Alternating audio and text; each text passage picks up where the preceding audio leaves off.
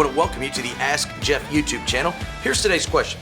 It says, after the flood, when only Noah's family was left, where did they get the history of the old Bible? Well, this is a really insightful question because Noah and his family get on the boat in Genesis chapter 6. Now, they would have had a history of Genesis chapter 4 and 5 because when you look at the genealogical patterns, those are family members that quote unquote would have passed down stories time after time. And really this question isn't just about Noah and his family. It's really about all of humanity because it is those first two and really the third chapter of Genesis that cause us some, shall we say, textual strain.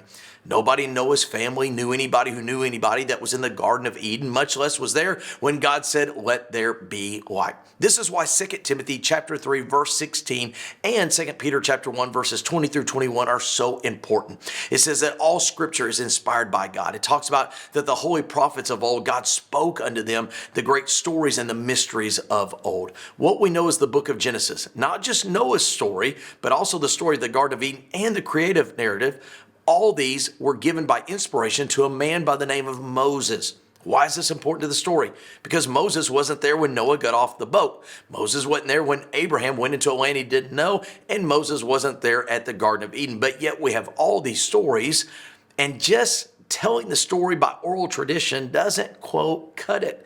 So how do we know that we know what we got is actually real?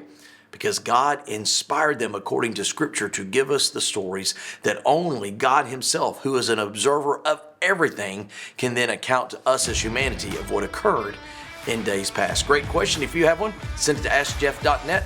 Maybe your question will be tomorrow's. Thanks for being a part of today's daily question. Now, we answer a question each and every day. Please feel free to submit a new question at AskJeff.net. We may not have gotten to yours today, but we eventually will continue to be a part of this. Subscribe so you don't miss out on a question every day.